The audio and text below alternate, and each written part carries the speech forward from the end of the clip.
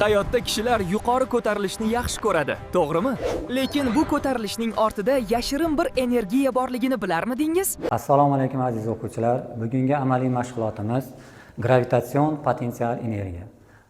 Bugungi amaliy mashg'ulotimizda biz gravitatsion potensial energiya nima ekanligini, gravitatsion potensial energiya nimalarga bog'liq ekanligini, xuddi shuningdek gravitatsion potensial energiyaning o'zgarishi nimalarga bog'liq ekanligini o'rganib olamiz. Xo'sh, potensial energiya deganda nimani tushunamiz? Potensial energiya deganda biz holat energiyasini tushunamiz. Ya'ni ikkita jismning bir-biriga nisbatan qanday holatda turganligiga bog'liq bo'lgan energiyani. Ya'ni ikki jismni bir-biriga bog'liq bo'lganlik holati bu ularning orasidagi masofaga bog'liq. Gravitatsion potensial energiya deganda nimani tushunamiz? Demak, biz gravitatsion potensial energiya deganda jismni yerga nisbatan joylashish holatiga bog'liq bo'lgan energiyani tushunamiz. Ya'ni yerga nisbatan qanday holatda turibdi jism? Mana birinchi quti yerning ustida turibdi. Uni gravitatsion potensial energiyasi qanaqa bo'ladi? Stolning ustida turibdi. Uning gravitatsion potensial energiyasi qanaqa bo'ladi? Va biror bir shkafning ustida turibdi. Uning gravitatsion potensial energiyasi bo'ladi. Mana shu 3 ta holatni ko'radigan bo'lsak, uchalasi yerga nisbatan har xil holatda. Demak, ularning orasidagi masofa ham har xil. Shundan tushunishimiz mumkinki, ularning potensial energiyalari ham har xil bo'ladi. Endi jismni, mana shu kubikni yerdan bir stolning ustiga olib chiqayotganimizda uning holatini o'zgartirgan bo'lamiz. Ya'ni yerdan biror bir balandlikka ko'targan bo'lamiz. Mana shu balandlikka ko'targan paytimizda uning potensial energiyasi o'zgaradi ekan. Buning uchun biz biror bir ish bajaramiz. Buni endi shkafni ustiga olib qo'ymoqchi bo'lsak ham, demak uni ko'tarib shu shkafni ustiga qo'yishimiz kerak. Bunda ham biz ish bajargan bo'lamiz. Demak, gravitatsion potensial energiyani o'zgartirishlik uchun ish bajarishlik kerak. Agar mana shu jism shkafni ustidan pastga tushadigan bo'lsa ham, uning gravitatsion potensial energiyasi o'zgaradi. Xulosa qilishimiz mumkinki, gravitatsion potensial energiya jismning yerdan qanday balandlikda turganligiga bog'liq ekan. Xo'sh, yana nimalarga bog'liq bo'ladi gravitatsion potensial energiya? Shuni ko'ramiz. Biz yerdan yuqoriga biror bir jismni ko'targan paytimizda mana shu jism og'irroq bo'ladigan bo'lsa boshqacha ish bajaramiz, yengilroq bo'ladigan bo'lsa boshqacha ish bajaramiz. Bundan yana xulosa qilamiz. Gravitatsion potensial energiyani jismning og'irligiga bog'liq ekan. Umumiy xulosa qilib aytadigan bo'lsak, gravitatsion potensial energiya jismning og'irligi bilan uning yerdan qanday balandlikda turganligining ko'paytmasiga teng bo'ladi. Gravitatsion potensial energiyaning o'zgarishi balandlikning o'zgarishiga teng bo'ladi. Bu amaliy mashg'ulotimizda aynan shu narsani ko'rib chiqamiz. Ya'ni gravitatsion potensial energiyaning o'zgarishi balandlikning o'zgarishiga qanday bog'liq ekanligini. Bizga bu amaliy mashg'ulotda kerakli bo'lgan jihozlar. Birinchisi to'p, ikkinchisi tarozi, uchinchisi esa chizg'ich kerak bo'ladi. Endi amaliy mashg'ulotimizni boshlaymiz. Bu jadvalda biz balandlikni o'lchab olib yozamiz, keyin to'pning massasini o'lchab olib yozamiz va to'pning massasini o'lchaganimizdan keyin o'zi og'irlik kuchini hisoblab beradi, keyin esa gravitatsion potensial energiyani hisoblab beradi.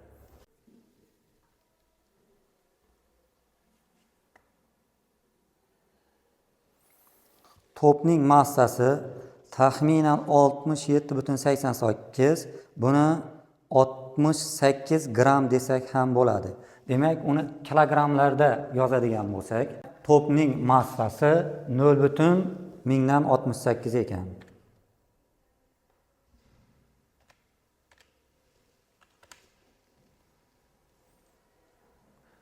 Endi esa bu kaptokni balandlikdan tashlaymiz. Demak, balandligimiz 75 sm.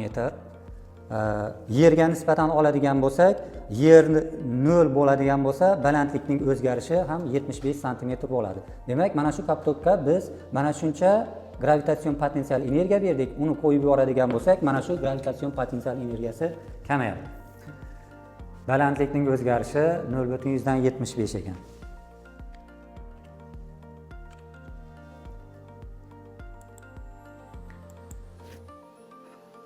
Ikkinchi holatimizda ham massamizni o'zgartirmadik.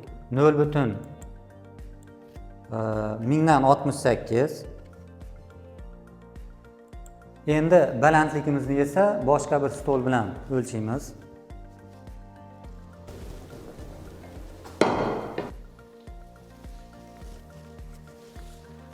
Bunda balandligimiz 88 sm taxminan.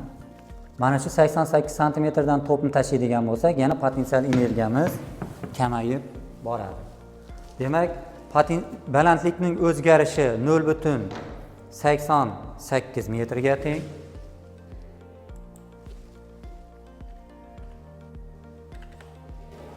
metrga teng va o'z-o'zidan yana bizga potensial energiyani hisoblab berdi. Keyingi holatimizda yana kaptok massasini o'zgartirmadik. Endi esa birinchi stol bilan ikkinchi stol orasidagi balandliklarning farqi o'zgarganda potensial energiyamiz qancha o'zgarganligini bilib olamiz. Birinchi stolning balandligi 0,75 metr, ikkinchi stolning balandligi esa 0,88 metr, ularning orasidagi farq esa 0,113 ga teng.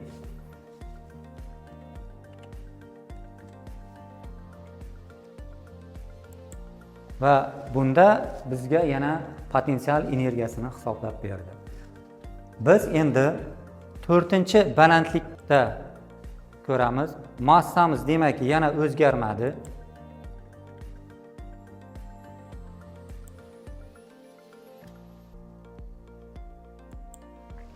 Balandlikni yana o'zgartirib ko'ramiz.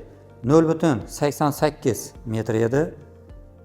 1 metrlik chiziq qo'yib, mana shu eng balandidan tashlasak, bu balandligimiz, umumiy balandligimiz 1,88 metrga teng bo'ladi. Agar buni qo'yib yuboradigan bo'lsak, yana potensial energiyamiz o'zgaradi. Demak, balandligimiz 1,88 ga teng ekan. Yer bilan to'p tashlangan balandlik orasidagi farqimiz. Yana potensial energiyani hisoblab berdi. Mana shu balandlikni birinchi stol bilan orasidagi farqini ko'rib chiqamiz. Birinchi stol bilan bu balandlik orasidagi farq esa 1,13 ga teng. 1,13 ga teng. Massamiz esa o'zgarmadi.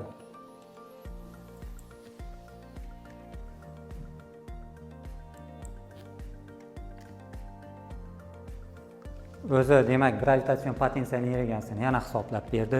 6-chi holatimizda ham massamiz o'zgarmadi.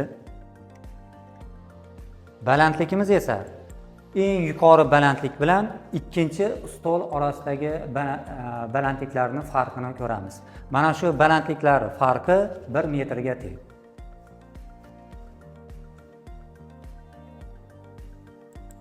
Va yana gravitatsion potensial energiyamizni hisoblab oldik.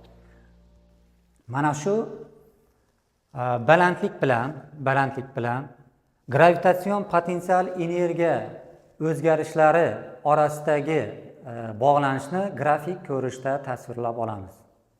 Y o'qida biz gravitatsion potensial energiyani o'zgarishini qo'yamiz.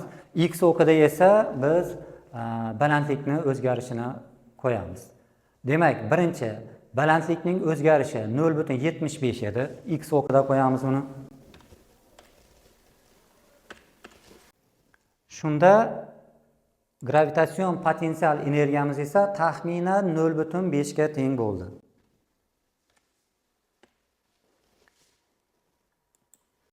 Nuqta belgilandi. Ikkinchi balandlikning o'zgarishi 0,88 bo'lganda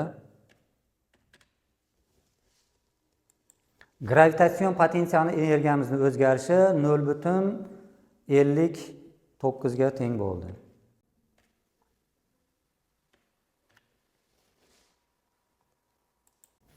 Uchinchi marta balandlikning o'zgarishi 0,13 ga teng edi.